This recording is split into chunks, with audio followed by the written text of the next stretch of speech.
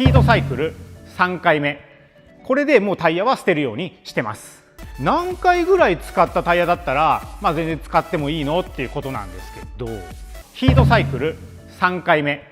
これでもうタイヤは捨てるようにしてます。なぜかというと、やっぱりタイヤっていうのはどんどん使うごとに落ちてきます。でも3回目ぐらいにはセッティングを取るとか、もうタイムを目指すとか、そういう段階ではなくなっていることが多いので、